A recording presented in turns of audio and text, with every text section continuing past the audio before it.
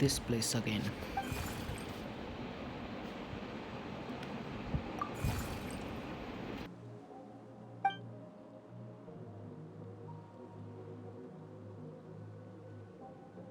No response. The strange creature just floats away. What is that thing? What is it doing in Skirk's inner world? And where is it taking me this time?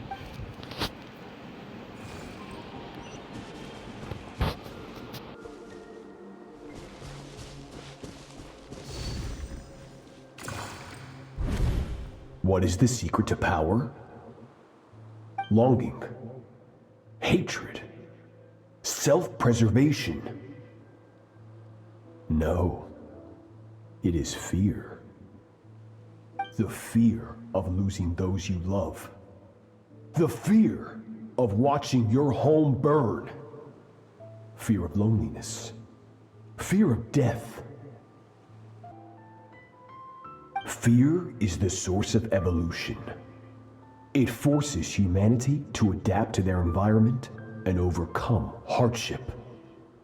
It is in the process of prevailing over our fears that we surpassed first ourselves and then the rest of the world. That fear is now part of you. It calls on you to evolve. And it is time to answer.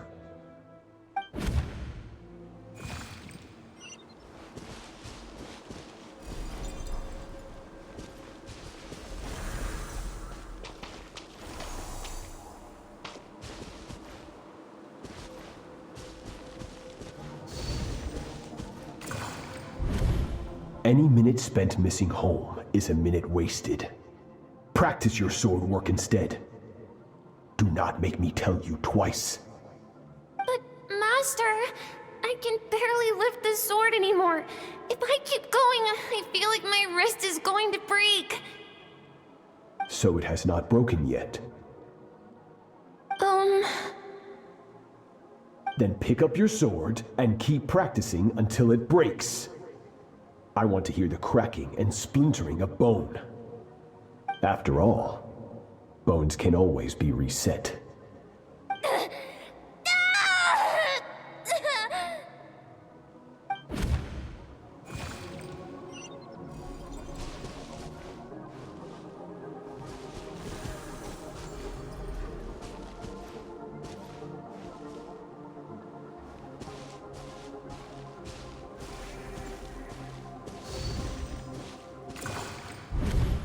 Good, Skirk. Once again, you survived. How do you feel? Cold and pain. These are signs that you are adapting to the abyss. Each time the flesh is torn and the spirit crushed, each time you claw back from the brink of death, you become stronger. I now understand why these people sought to destroy your homeland. Your potential goes beyond even what I could have anticipated.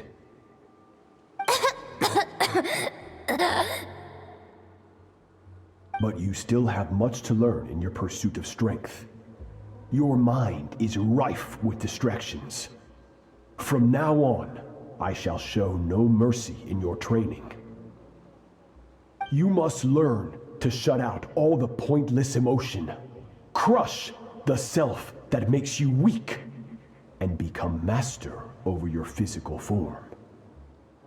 Get up, Skirk. Wipe the blood off your face. Cut away the rotten parts of your flesh, and mend what is broken. Then take up your sword.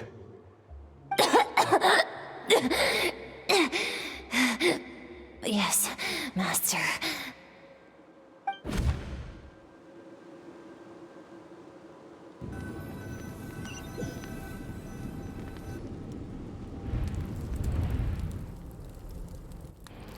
The dream is over, but I cannot get that suffocating, observative feeling out of my head. I have so many questions about Skirk's past. Where does she come from? What has she been through? You're up! Hopefully you got some good rest. tell you that she's ready to start the final stage of your training whenever you are. So, want to head over now? Or did you want to wait a little? I really want answers, but right now it's vital that I complete my training. Once that's done, I'll find a chance to talk to her.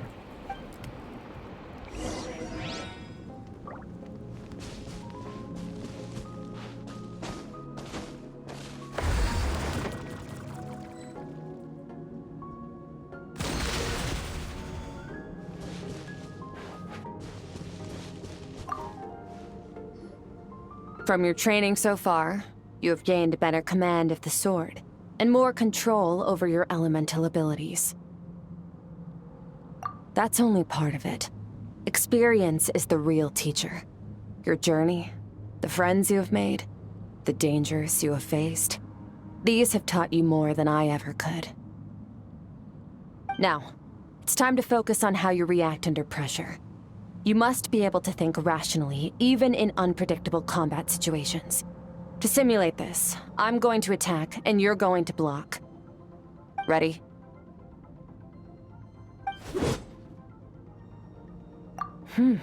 Not bad. That defensive stance looks near unbreakable. Just like your sister. That reminds me. You still don't know what happened to her, do you?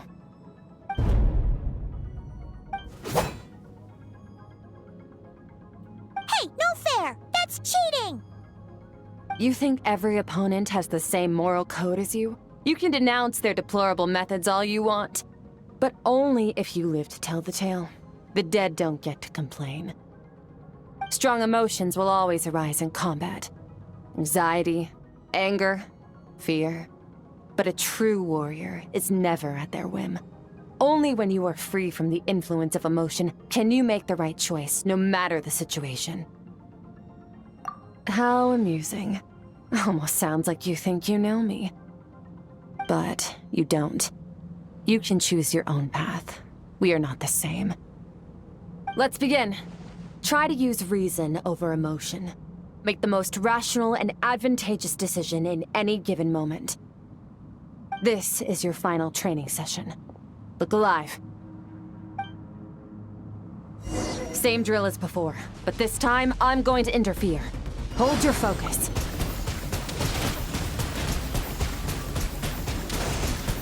Water jet! What? Yeah!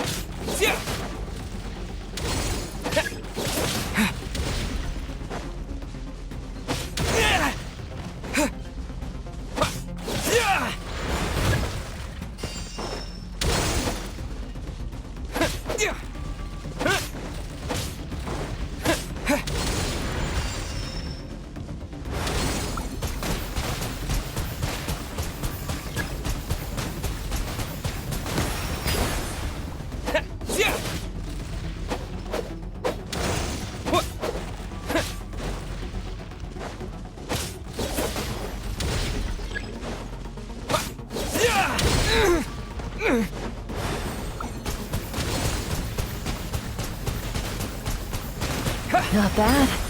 Better than I expected.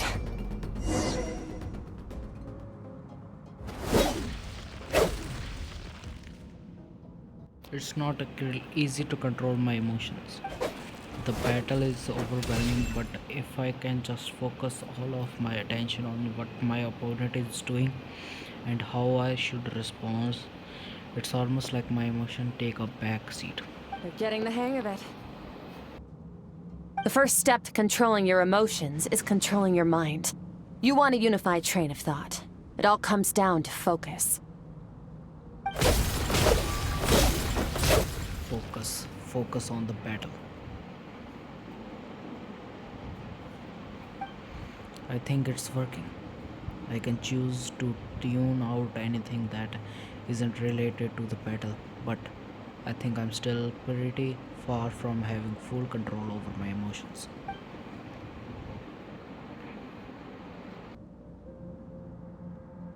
Your mind is rife with distractions. From now on, I shall show no mercy in your training. You must learn to shut out all the pointless emotion, crush the self that makes you weak, and become master over your physical form.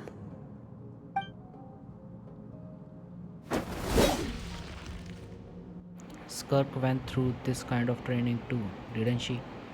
How merciless does the training have to be to make someone substitute all emotions for pure reason? Stop. Let's pause here. One look, and I can tell your mind has wandered. That's to be expected. There's a limit to how long a human being can concentrate on one thing. Staying calm and focused sounds simple in theory, but in practice, it's more demanding than sword work or elemental abilities. Skirk is right. Now that I have stopped all the emotion, I was suppressing or rushing back to the surface. Pain, exhaustion, frustration, doubt. But exhaustion is the main one. I feel like I could fall asleep on the spot. Get some rest. No point training further if you're already dead on your feet. Like I said at the beginning, the only goal of this training is for you to reach a point that you're satisfied with. You managed to push past your limits, which is a good start. You can be proud of that and sleep well knowing that you've earned it.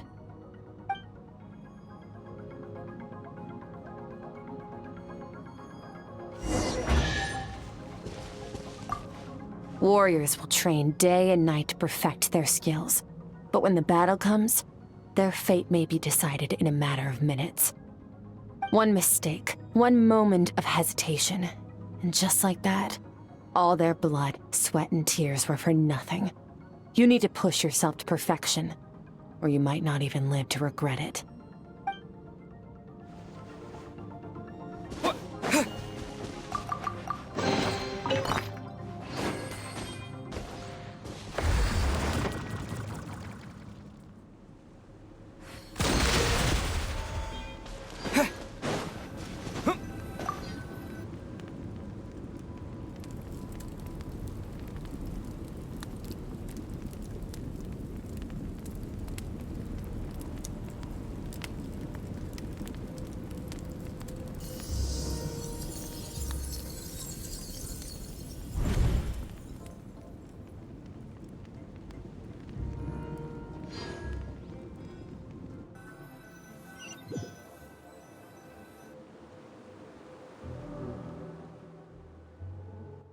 Looks like I'm back in Skirk's inner world.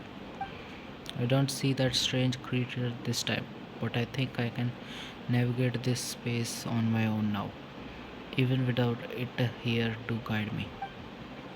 I don't know how to leave, so I'm stuck here until I wake up. Can't hurt to take a look around while I wait.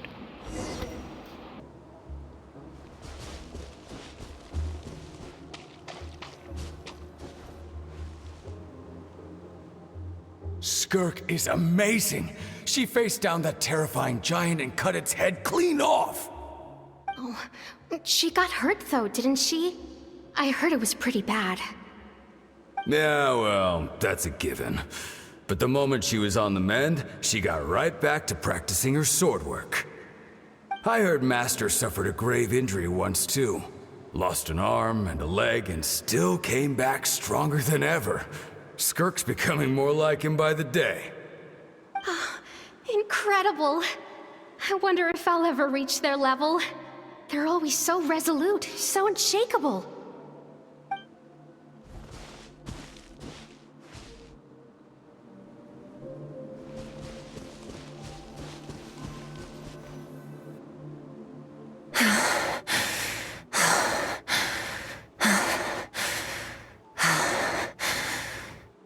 Pathetic. You're not even trying.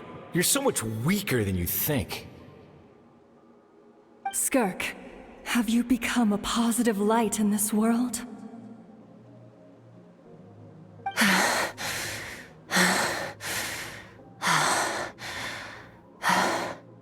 Do you even remember how many of us perished in that fire?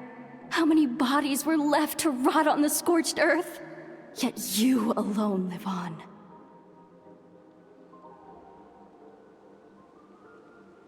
Keep your gaze fixed on your blade. You don't deserve to rest. I have so many questions. I just want to jump in a spaceship, explore the whole universe, and get answers from the stars. I just need to wait till I'm grown up. Then I can do anything. Now, you must bid farewell to who you were in the past and become someone stronger. Run! Skirk! Run! Only death awaits us here. Keep running, and don't ever look back.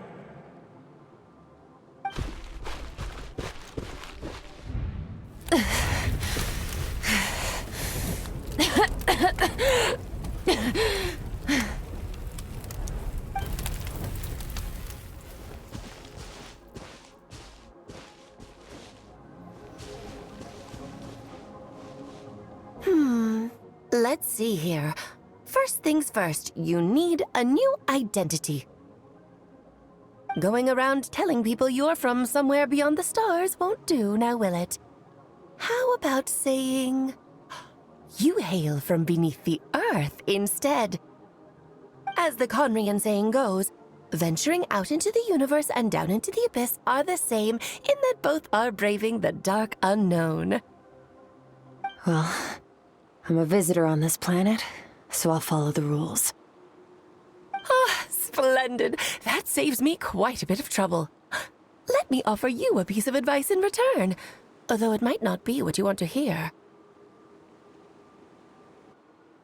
I know the pursuit of strength is important to you, but taking a moment for yourself every once in a while is never a bad idea. Ignore her existence for too long, and there will come a day when you can no longer hear her voice.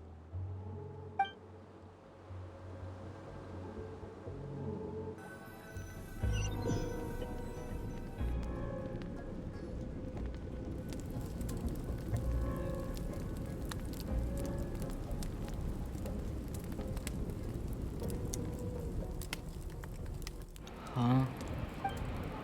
The dream is over. I can hear the crackling sound of a fire in the distance.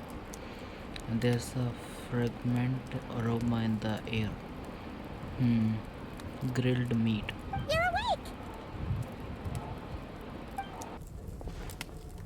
You must be starving, right? Ta-da! A barbecue feast just for you! Of course you are! That's why Skirk and Paimon got this all ready for you. Dig in, before it gets cold. Ah, well, if you're around someone long enough, it's bound to happen. Plus, Skirk can cook. So, Paimon decided she can forgive the whole Ice Queen thing. Paimon's not one to hold a grudge. Here's an idea. Let's save the chit-chat until after the meal.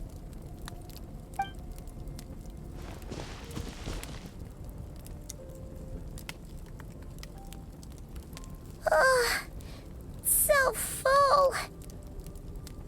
Okay, it's Paimon's turn to sleep now. Wake her up when it's time to go.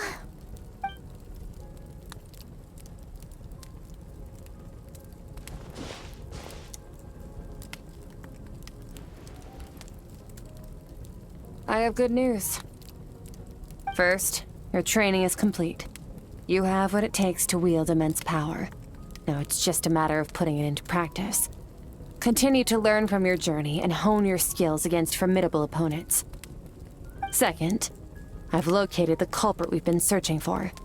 Next, we just need to retrieve the missing part of your soul, and our business will be concluded.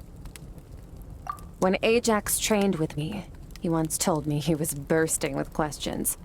So I allowed him to ask me 3 of them before he left. You and I may never meet again, Traveler. So if there's anything you want to ask me, now's your opportunity. Just like Ajax, I'll answer 3 of your questions.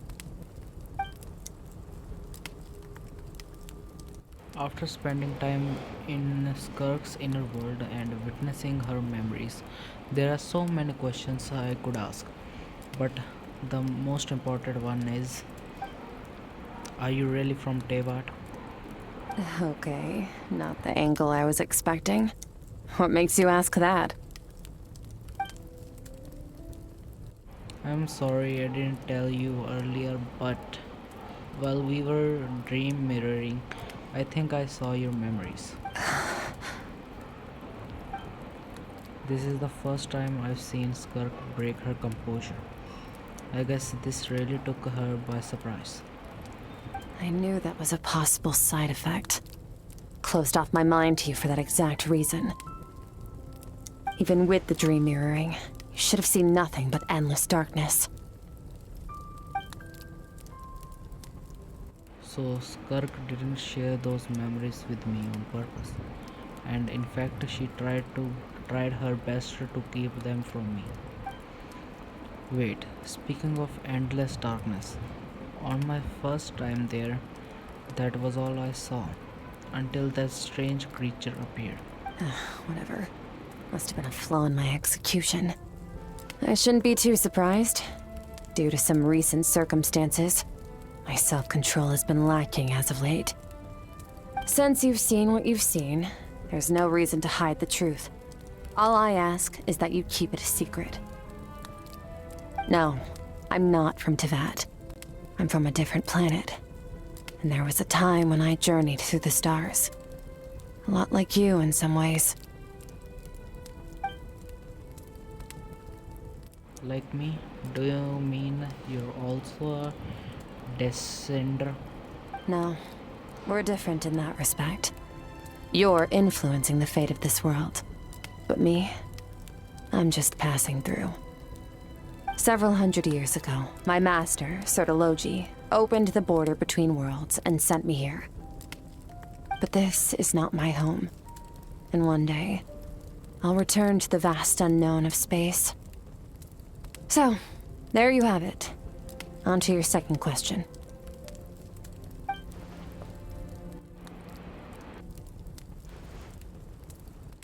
What is your goal in coming here? To become stronger. For certain reasons, I need to bridge the power gap between me and my master as quickly as possible. But first, I need to understand the source of his strength. To do that, I need to follow in his footsteps, walk the path he once walked, and somewhere along the way, I'll find out how to defeat him. That is my sole focus and purpose. Okay. You have one question remaining. Skirk's goal is to defeat the Foul. I can hear how serious this is for her. I wonder what those certain reasons could be. But given how quickly she blazed through that answer, I doubt she wants to talk about it. I have one question left. What should I ask? You make it sound so easy. Ever since the incident I experienced there, I've never stopped searching for Master Skirk and that unknown abyss.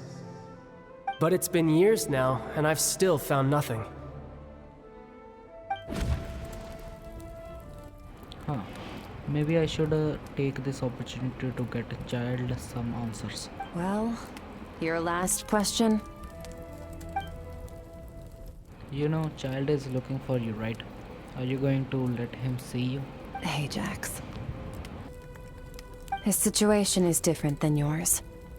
Before you ever crossed paths with me, you'd already encountered many formidable people, studied their techniques, and developed your own skill set. So, during your training, all I had to do was build upon that foundation. But Ajax was so young when he came to me. A complete blank canvas. Children can't help but imitate their role models. In the long run, that would only hinder his growth. Once Ajax has enough strength in his own right, I will allow us to meet again. Until then, let that motivate him to reach his full potential.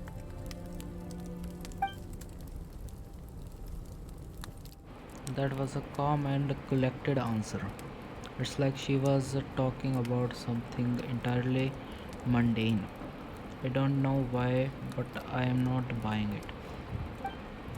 She makes it sound like the decision has everything to do with child and nothing to do with her. But what does she actually feel about it? The abyss is completely silent. This domain must get lonely after a while. Not to mention, she said it's been hundreds of years since she arrived in Tibet, and even longer than that if you account for how slowly time passes in here. Unlike you, I have no desire to establish a connection with the world. The weak and the lowly have no right to remember me. They're lucky they only have a few missing memories to show for it. In all that time, she never established a connection with this world. Was it really just because she looks down on it the weak? I doubt she'd give me a straight answer if I asked.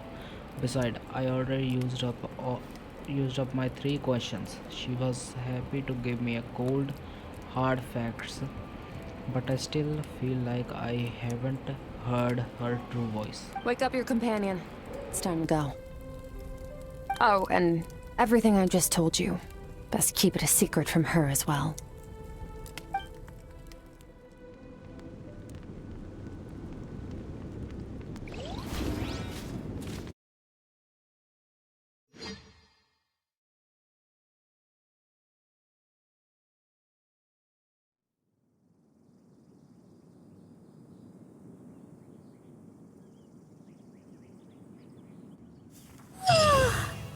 Time to go. Oh, finally.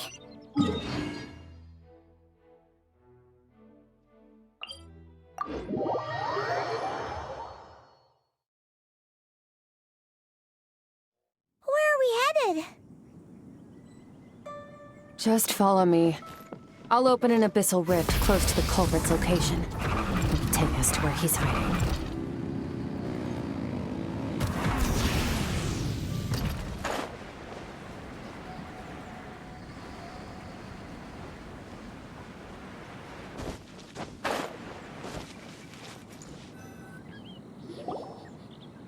Wait. This is near the chasm, right? Yes. If we enter from here, we'll be able to reach that place from your dream. You have some experience with abyssal domains by now, but still, this is someone else's territory. Best to proceed with caution. Don't worry. Paimon's an expert at hiding behind other people for safety. Oh, but, that means you need to stay safe, traveler. All right. Remember your training. Time to put it to use.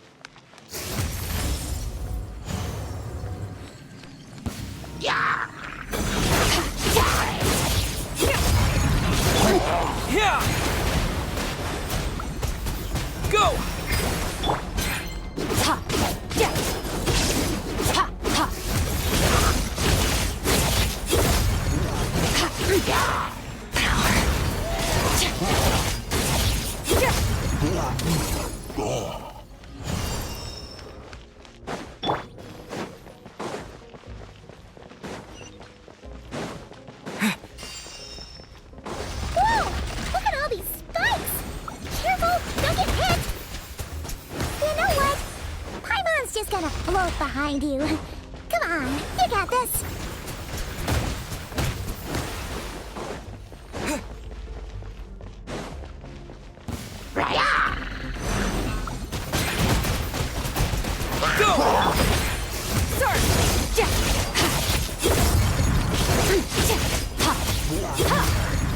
Hey, what are you two doing here?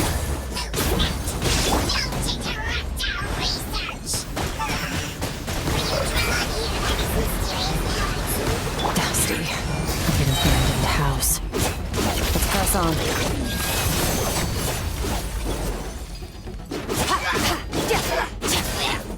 Merciless.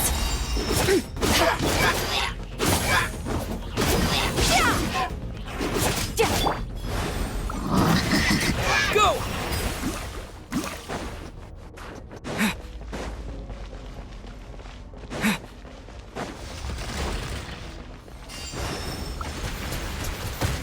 Go!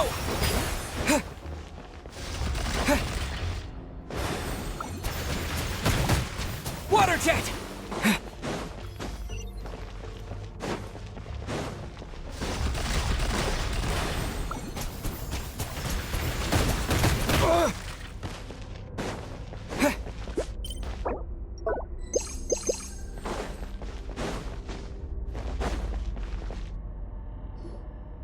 Oh, looks like this is a dead end. Did we make it to his hiding place?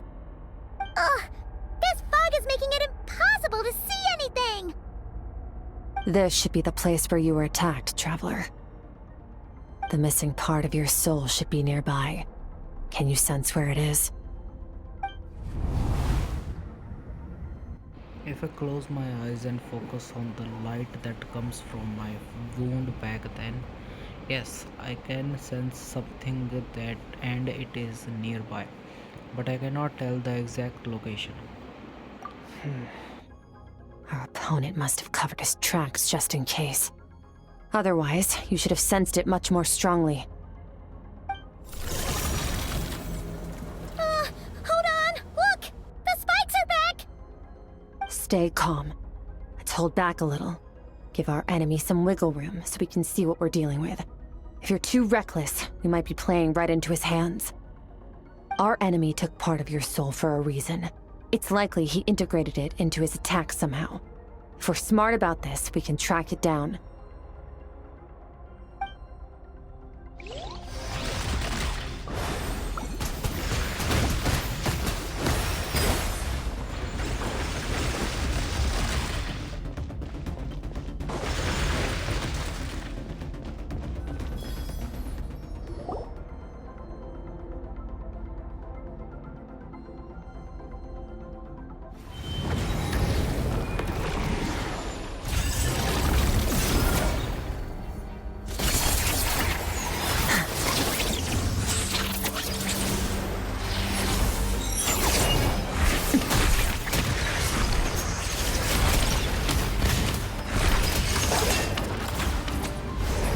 From the start, the attacks have been focused on me.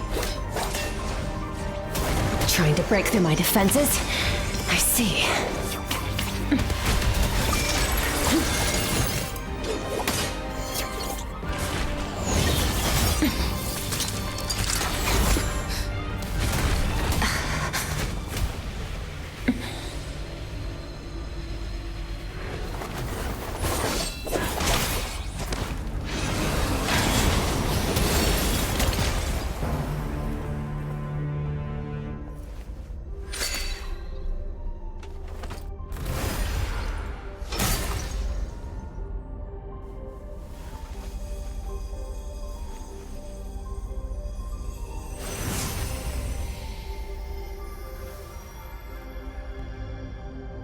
There.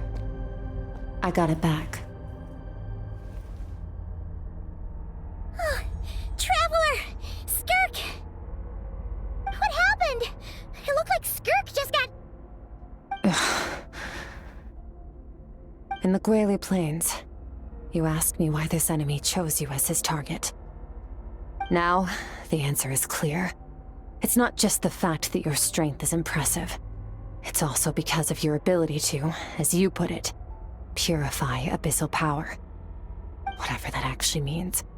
The fact is, that ability allowed him to do something that should have been completely impossible. Namely, break through my defenses and steal my power. No, he couldn't have known I'd come to his domain. He only stole your soul fragment because he knew the value of its power. I doubt he expected it to come in handy so soon. Call it fate if you want. I believe that's the term they use in this world for arbitrary coincidences like this. In any case, it works to our advantage. Once I realized what he was using that power for, it gave me the chance to get back what you lost. I'll cope. Well, done gorging? Good. Time to answer some questions. How did you get the power of the all-devouring narwhal? The all-devouring narwhal? Oh, of course! Paimon knew that spike thing looked familiar. It looks just like that narwhal's horn!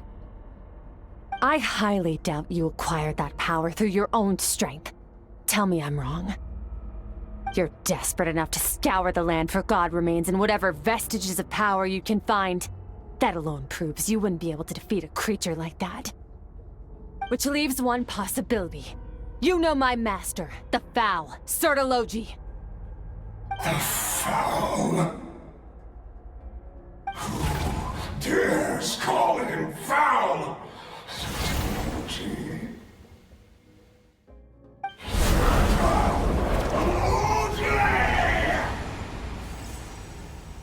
What's wrong? Bit off more power than you can chew? You're struggling to hold a basic conversation. Just a little longer. I'm still... Look! It's back! Those obsessed with power will let it devour them before abandoning their pursuit. Keep calm and use reason to decide the best course of action.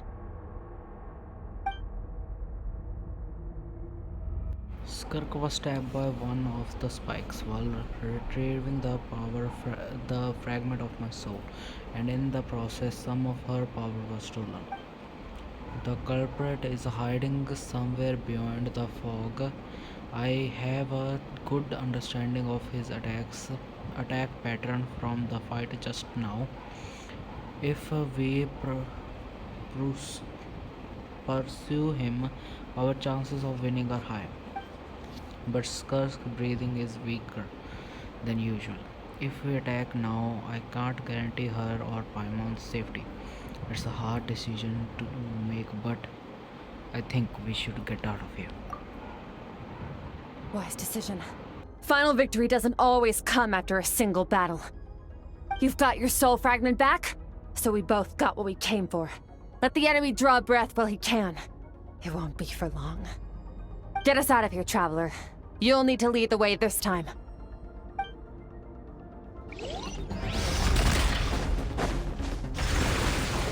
Skirk, is your shoulder gonna be okay? The wound is minor. It'll heal in no time. You should focus on getting out of here alive instead. Uh-oh! Falling spikes! Run!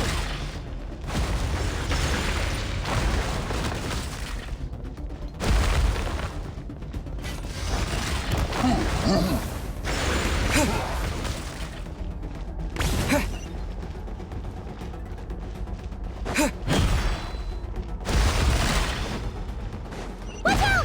Looks like this place is about to collapse!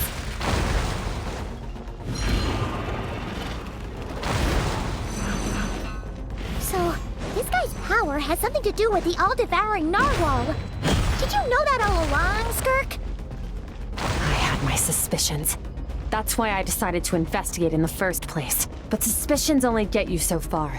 I needed to verify it for myself.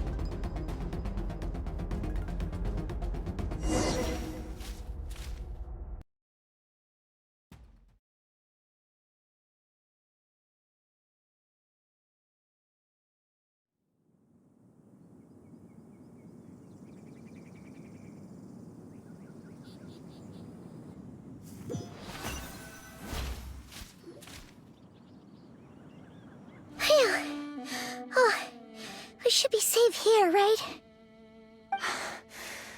I no longer sense his presence.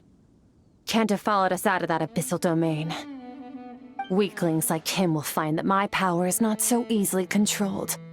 He won't be leaving that place until he's managed to digest it. You seem surprised. I suppose that's fair. You've seen but a fraction of what that whale is capable of. That gaping maw could swallow a planet whole. It's called the all-devouring narwhal for a reason. Devouring is what it does best.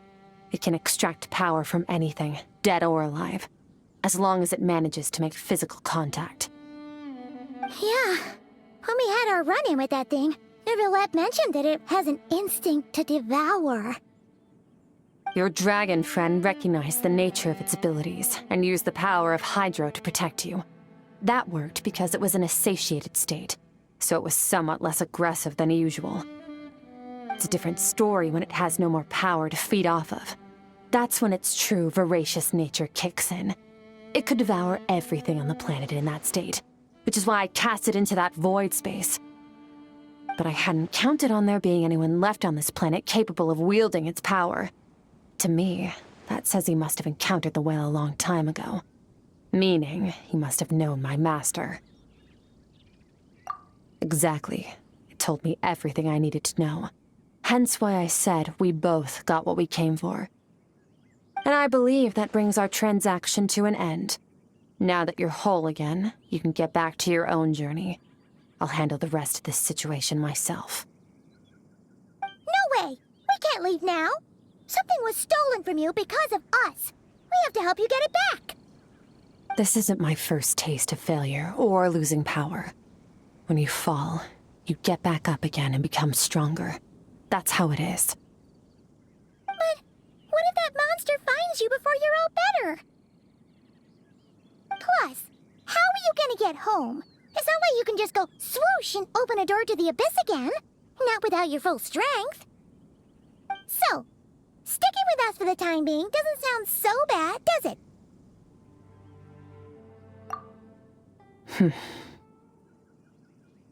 Fair enough. Then take this. What is it? A bag of Mora. Nothing in this world is free. I know that much. I'll leave the planning to you. Hurry up and decide where to go. We shouldn't linger. We should take Skirk somewhere she can rest. But where? Paimon gets the feeling Skirk wouldn't like being around a lot of people. Oh wait! Baishu said we could rest in the back room of the pharmacy, didn't he? Let's head there! He'll know something about Master. I'm sure of it. Next time, I need to be ready. Fine. It was just a scratch.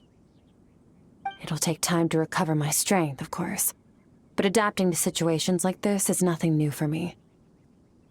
Oh, this. It's a star crystal suit. Abyssal energy is scarce in Teyvat. Wearing this helps me access it more freely. It stores concentrated abyssal energy that I can draw from on the go. When the energy runs out, it reverts back to its original form. Found somewhere to rest. Well, lead the way then.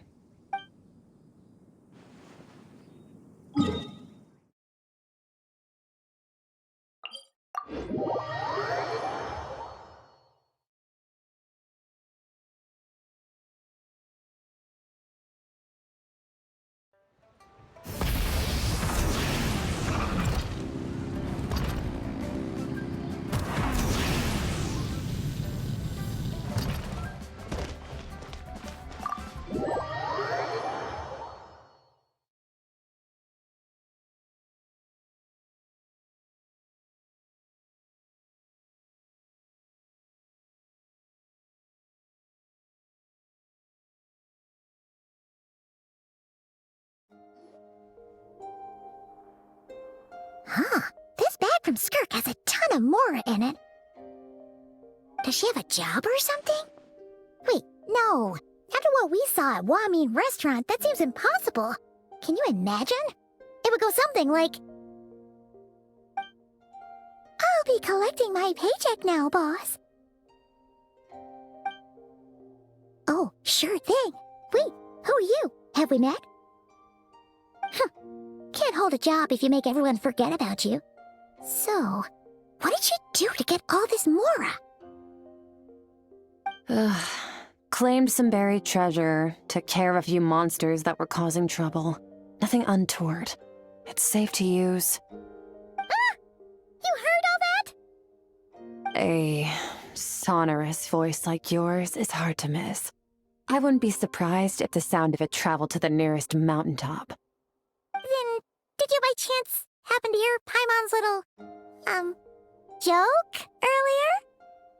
You mean when you called me Frosty the Lavender Melon? No, sorry. Paimon totally misspoke just now. She didn't say that at all. It was, a Paimon lookalike. Yeah, she's a piece of work, that one. Always impersonating Paimon and giving people weird nicknames. Okay, fine. The truth is, Paimon didn't like you all that much at the start, but things are different now. You helped the Traveler in a big way, so what do you say? Friends? I noticed there was only one bed. Go ahead and get some rest. Wait, what about you? I don't get tired, and I don't need rest. I'm going to practice my sword work. That should help me regain some strength. But your shoulder... Hey, don't just leave! Whatever. Let her tire herself out. She'll come back eventually. Let's get some sleep, Traveler. That comfy bed is calling, Paimon.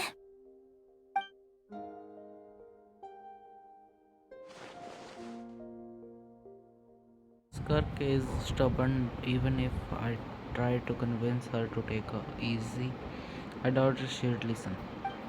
Paimon is right. Skirk will stop and take a break once she gets tired. I hope I should get some sleep.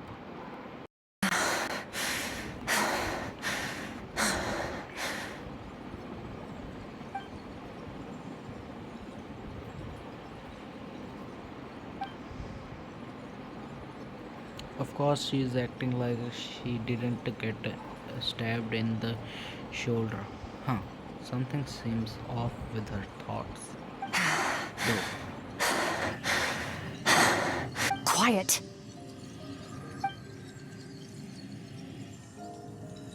Who is she talking to? There's no one around unless... Do you even remember how many of us perished in that fire? How many bodies were left to rot on the scorched earth? Yet you alone live on. Keep your gaze fixed on your blade. You don't deserve to rest. Run, Skirk. Run! Only death awaits us here. Keep running, and don't ever look back. Right. In that dream, I witnessed Skirk was training alone, but there was disembodied voices talking to her.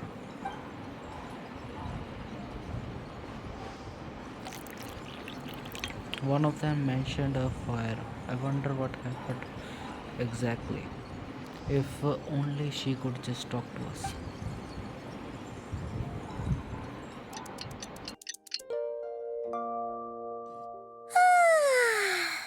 Getting an early night's sleep is the best. That bed was so comfy. Wait, Skirk? Have you been sitting out here the whole night? The bed's all yours if you want it. About 60%. Maybe 70. Whew! Paimon thought it would take at least a couple of days. That was fast. No, not fast enough. That's 20% less than last time. Same training regimen, same intensity. Nothing felt different, but somehow the outcome fell short. No, I think the problem's with me. I need to meditate for the next 2 days. Deep introspection should help me find the issue. Ooh, sounds intense. We'll watch over you in the meantime, then. Thanks. See you in 2 days.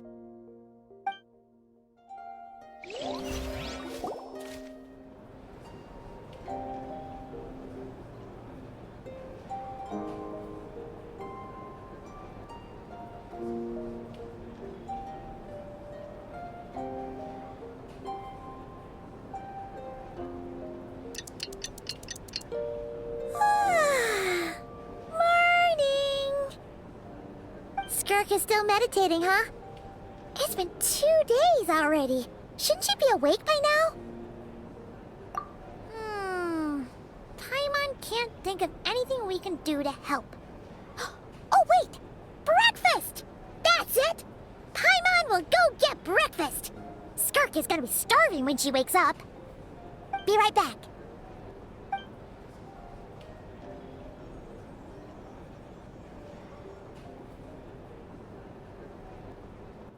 Skirk looks so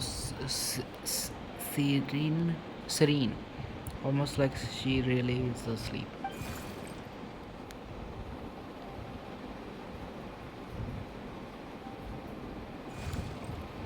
You again?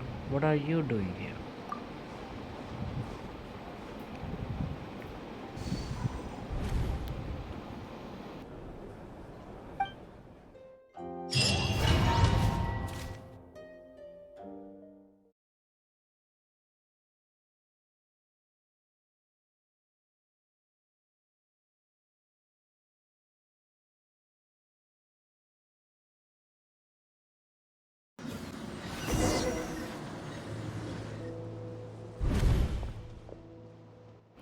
This place feels familiar, but where am I exactly?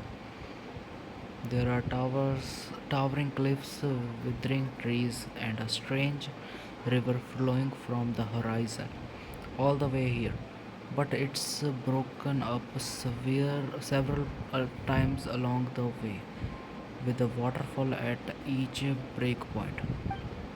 On closer inspection, the color of the water is changing. The closer I get to the lower portion, the darker it becomes, almost as if. Did you bring me here? Then that must mean this is. That's right. This is Skirk's inner world. Think of it as the threshold between the soul and dreams. This isn't your first time here, but what you remember is probably a space covered in darkness. I only managed to illuminate a small portion for you back then. Actually, it's my first time talking to someone like this. I only managed to break free and bring you here because the injury weakened her power. I guess that's why I can speak again, too. Call it fate, if you want. I think that's the word they use in this world for lucky coincidences like this, right? Now, before I take you to her, I gotta ask. You're the first outside visitor to ever come here, so what's your impression of this place? Oh, you noticed. This river represents Skirk's strength. Strength accumulates over time. It is the summation of a person's lived experience. So this river is where all the fragments of Skirk's life should converge into a single stream of memories and emotions, flowing forward as one. But as you can see, this river has been severed numerous times. It's because Skirk doesn't like who she was in the past. When all she sees reflected in the river is a disgraceful shadow of who she was, she cuts through water and rock with the sword of reason, severs her connection with the past, and begins anew. Wait, that reminds me of something. You must learn to shut out all the pointless emotion. Crush the self that makes you weak, and become master over your physical form. This isn't my first taste of failure or losing power. When you fall, you get back up again and become stronger. That's how it is. I see. So it was Sortanglogi. Sir, I don't know, the foul, who taught Skirk to replace all emotion with reason. And since then, it's been a constant process of abandoning, refuting, and erasing her past self. I suppose that's the secret of her strength. But it's such a sad thing to think about. What has she been through? Why does it have to be this way? The answer to one mystery invites another question, I see. Let's follow the river upstream. There among the cliffs, among the memories etched into her heart, lies the truth of it all. Soon, you'll understand everything.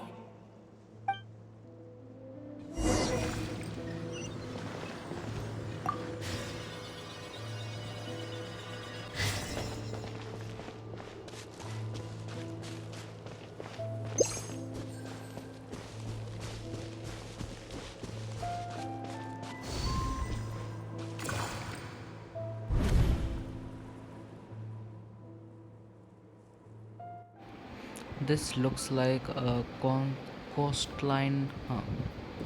I recognize that drawing on the sand. Wait, isn't that the picture I drew for Paimon?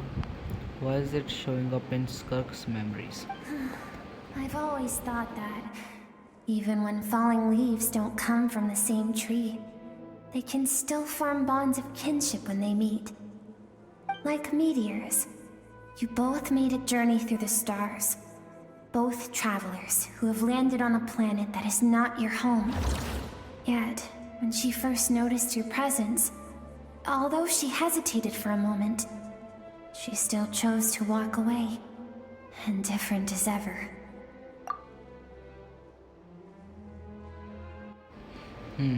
If I think about it, it's not surprising at all. After what happened at Wan Min restaurant, it's obvious she prefers to disappear from others' lives. She hasn't seen child in years either.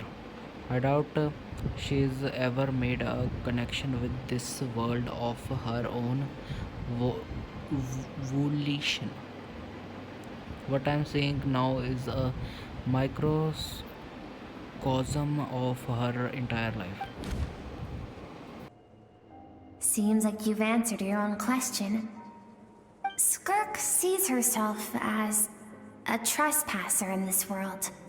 She's made a conscious choice to avoid altering its path. But the reason for that decision stems from events much earlier on in her life. Let's keep going. It's still a long way to the source of the river.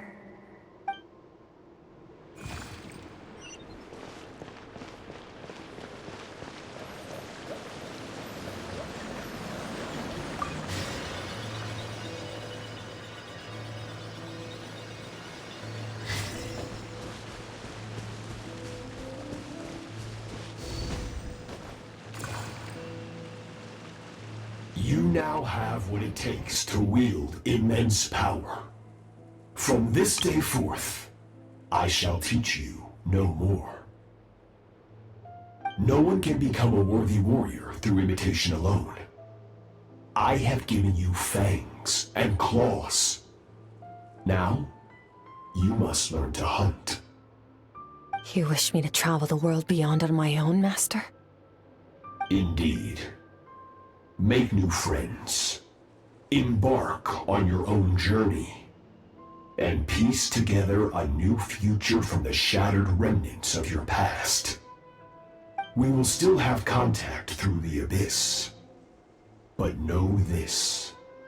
One day, I will take the life you worked so hard to rebuild and reduce it to ashes. Just like the fire that haunts your mind.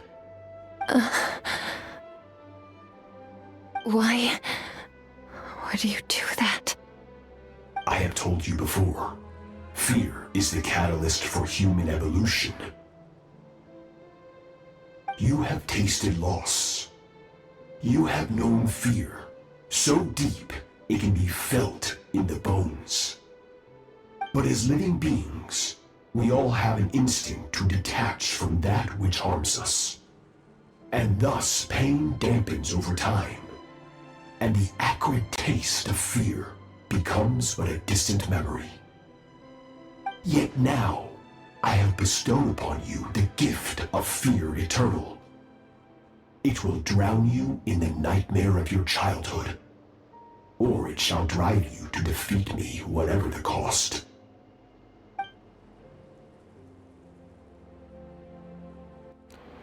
That figure next to Skirk looks familiar.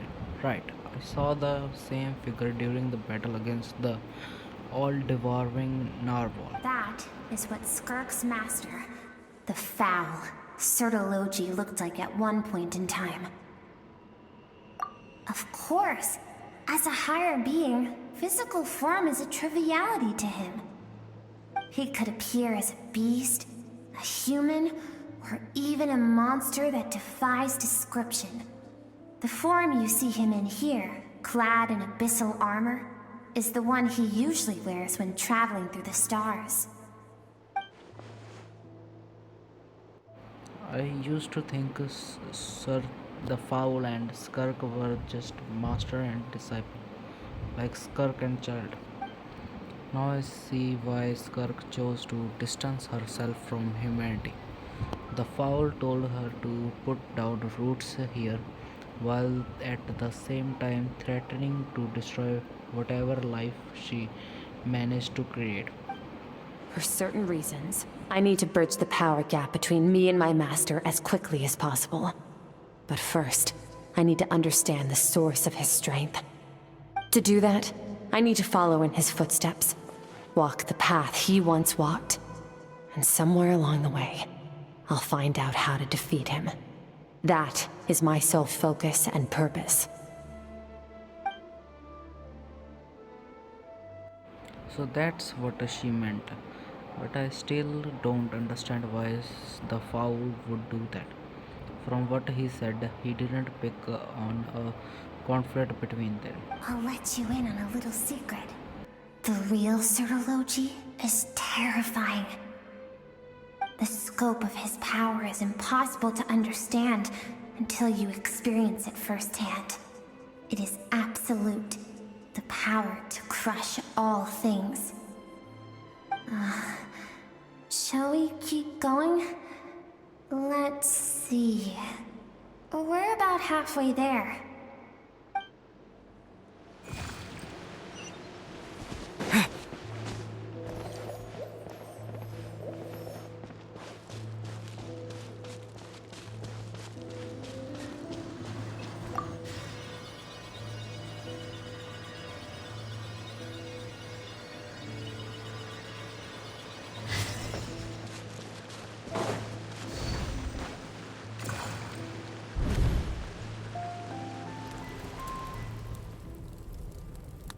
This must be Skirk when she was a kid. We've made it quite a ways already. This is Skirk, when she first began training under Sertologi. I have set your broken wrist. Tomorrow, you're to train twice as hard.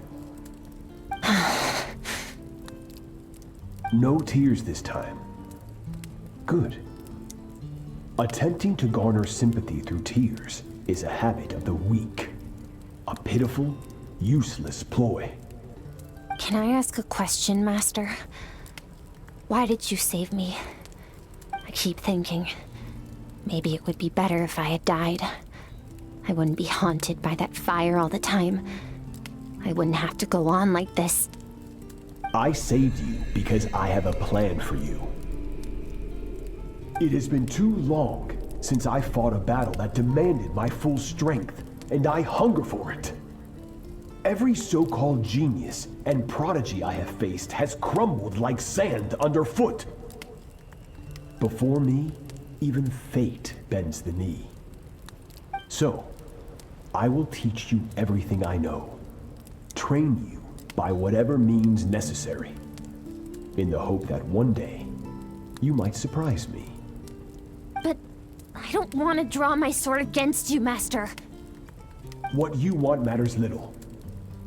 Among the boundless sea of stars, the cries of the weak are but faint murmurs that disappear into the void.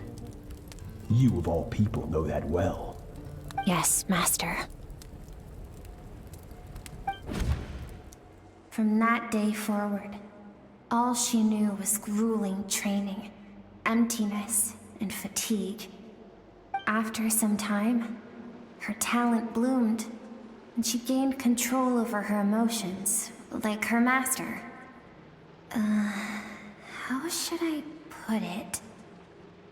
It was not that human emotion disappeared from her heart, but that reason came to dictate all she was allowed to feel.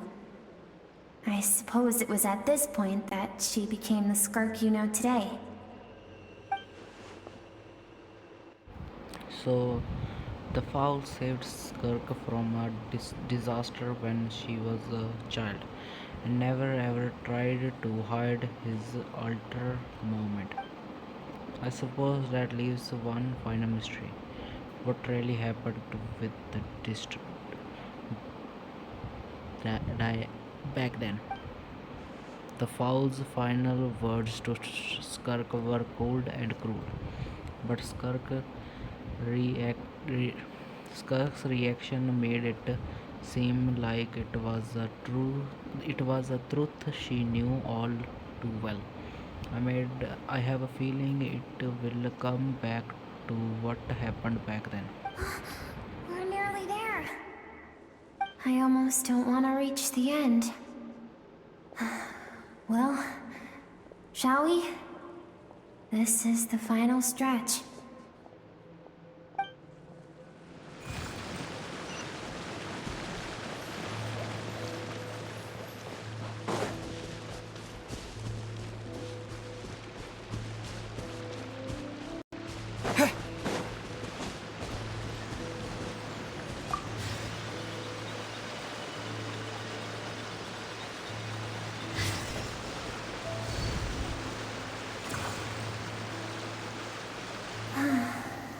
These are Skirk's happiest memories.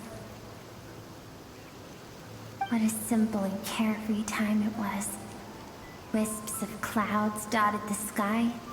The sun bathed everything in golden light. And when song filled the air, not even the shyest of flowers could resist swaying along. This is Skirk's homeland. She was so curious about everything as a child. Always skipping school to go exploring instead.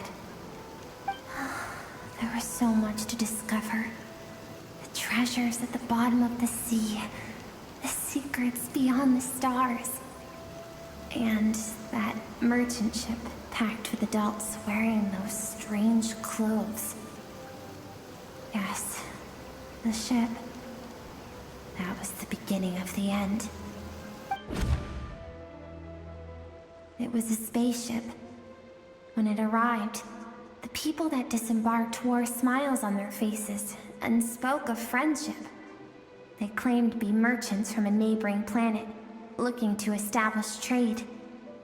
Skirk's parents, her relatives, her neighbors, everyone welcomed the newcomers with open arms and allowed them to explore the planet. To them, the visitors were guests and should be treated with hospitality. No one had any idea of what was to come. Several months later, an army of unknown origin arrived without warning and carried out a ruthless campaign to destroy everything and everyone on the planet.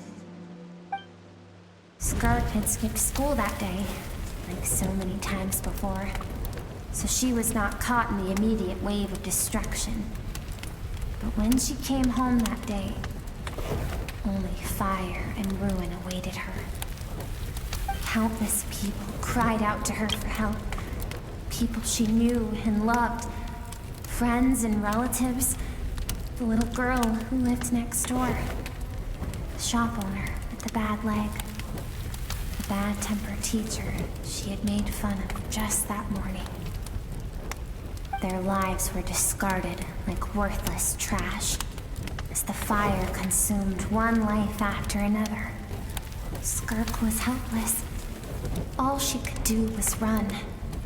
And so she did. She kept running, until an unexpected figure crossed her path. If Sertology hadn't been there in that moment, the fire would have claimed her life too. And there she would have remained, left to rot in the scorched earth, with no answer as to why any of this was happening.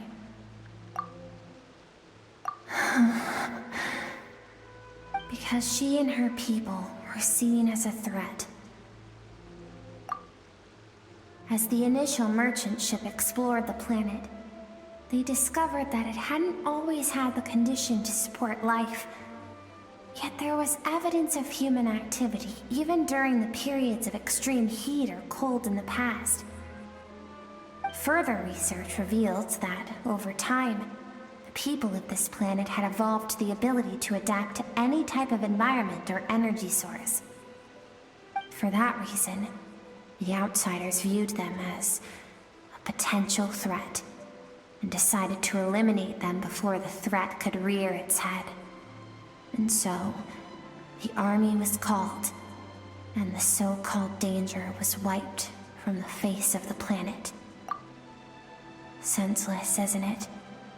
Deemed a threat because of a gift they didn't even know they had. Perhaps it was their own innocence and kindness that doomed them.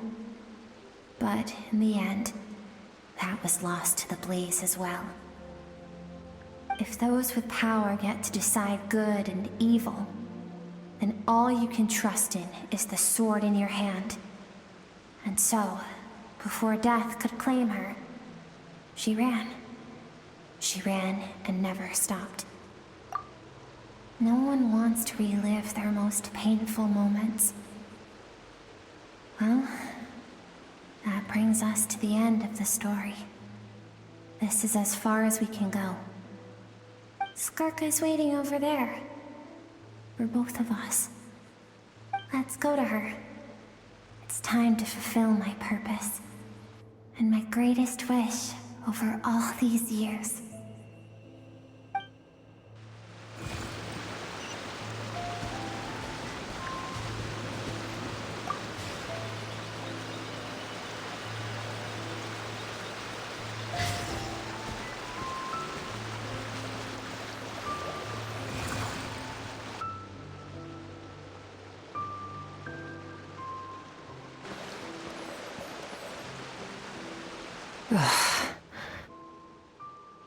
So all this, just so you could bring him here.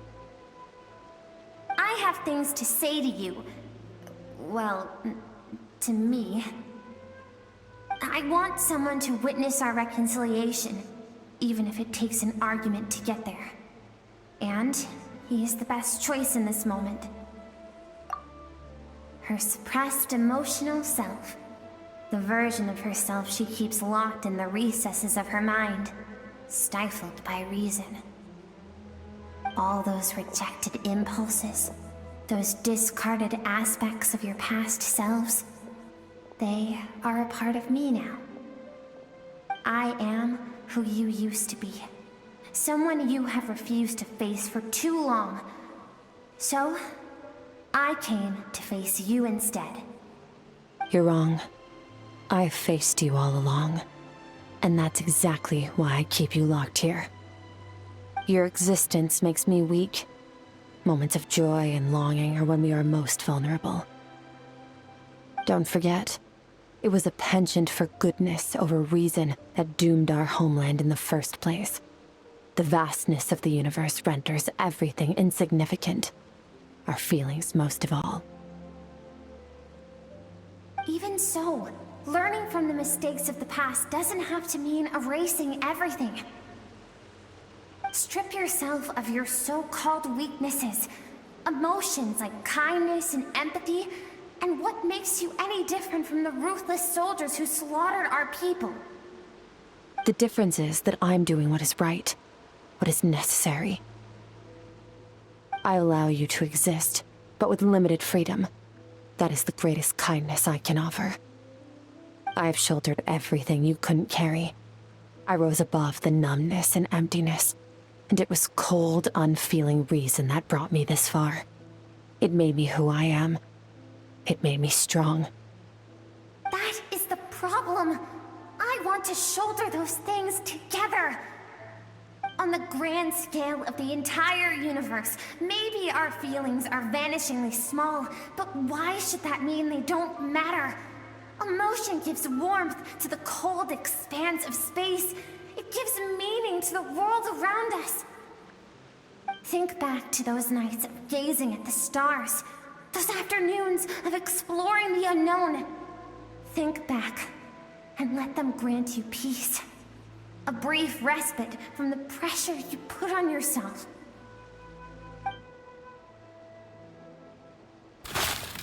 That isn't what we need. It's exactly what we need. Aren't you curious about why recovering your strength has taken longer than normal this time? Finally, you get to the important part.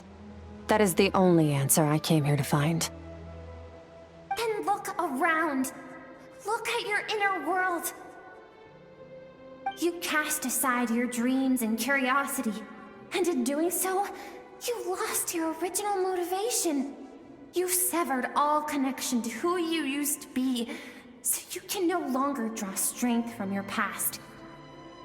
Now, the only things driving you forward are fear and survivor's guilt. But these cannot take you far enough.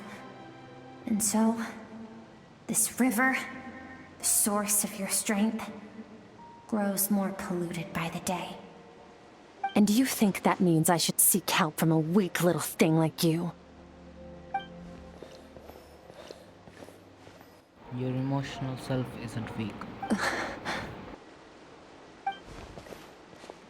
The fact that she transcended time and broke free from her constraint to come and face you, that proves it. Thank you for saying that. I knew bringing you here would be the right choice. To be honest, I'm not here to argue with you. This isn't about who's right or wrong. And in fact, I agree that in order to make it through the wake of that tragedy, we had to distance ourselves from the pain through reason over emotion. But what is right at one point in time isn't always right forever. I know you will never forget that fire.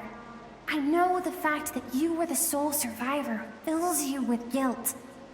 And I know that among the voices that haunt you, mine is there too. Because deep down, you know that you didn't turn out to be the person you wanted to be. All those unfulfilled hopes are like knives to the heart. And I don't want you to hurt anymore. So even if you can't accept me, I hope, at least, that you can let go. I keep thinking, maybe it would be better if I had died. I wouldn't be haunted by that fire all the time. I wouldn't have to go on like this.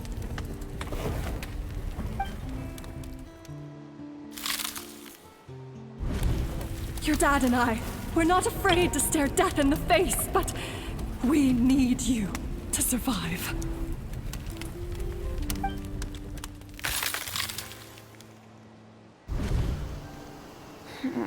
I'm sick of being a kid.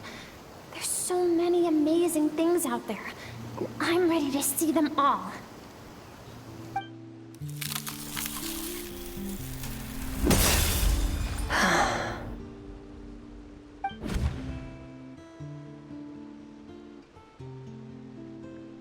I remember. There was a song Mom and Dad always sang when we went out to fetch water. Dancing water. The sand along your path is begging for your song and movement. Will you carry this burden with you on your journey? I am not the dancing water, and you are not the burdensome sand. But if this is your wish, then I will carry you with me until the end. Thank you. I should be thanking you.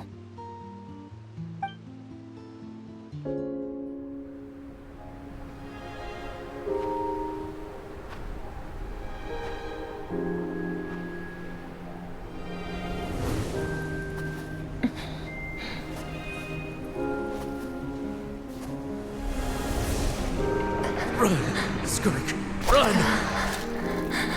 Remember, leave no one alive! Heed my words, Skirk.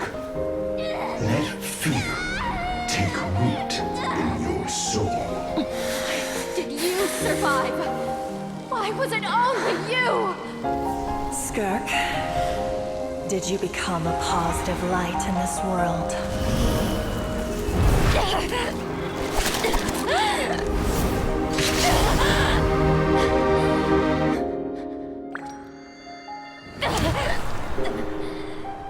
Hey, this doesn't have to be the end.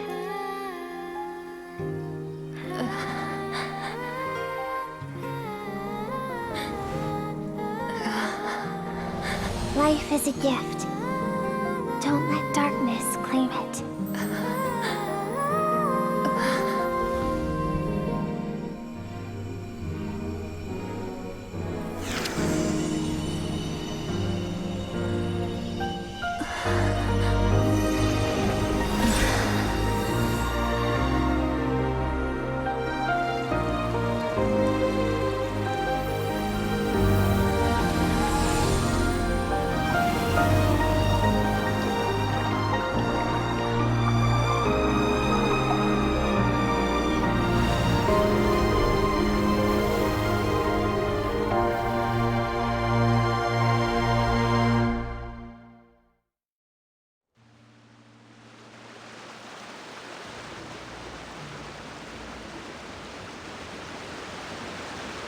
So, you saw my memories then.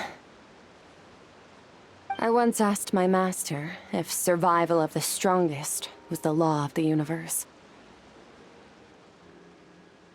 He said no, but in a world without order, those with no moral boundaries tend to be the ones who survive. That's why, after hearing his answer, an idea came to mind. An idea that, one day, I would create a new world order. One in which there would never be another tragedy like that fire. One in which power was not the law of the land. But that means I must defeat him. Because my master, Sertologi, is, at the core, a defier of all rules and order. Yes. And not just because of the gap in our abilities, but also because I have no reason to see him as an enemy. Although his decision to train me was not made out of kindness, he did everything a master should. He saved my life, taught me the sword and the principles of strength. And for that, I respect him. I know, and it's not something I want. But Master never goes back on his word. I have to treat everything he says as a promise. He's no longer into that, but he sends me messages through the abyss every now and then.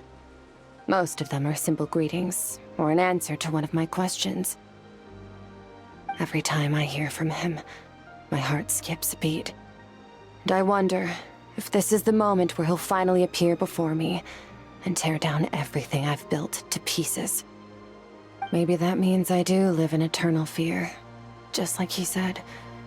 Yes, I respect him, but I'm also afraid of him. And for that reason, the pursuit of strength consumes every moment of my life. I don't know what Master has planned, but I have to be ready. Help me? Why? This isn't your fight.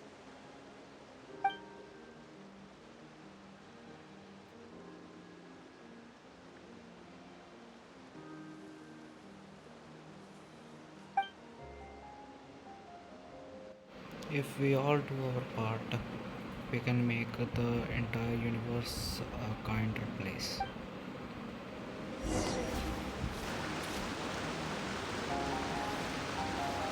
Well, anyways, that's the end of this part. I'll record the next part soon.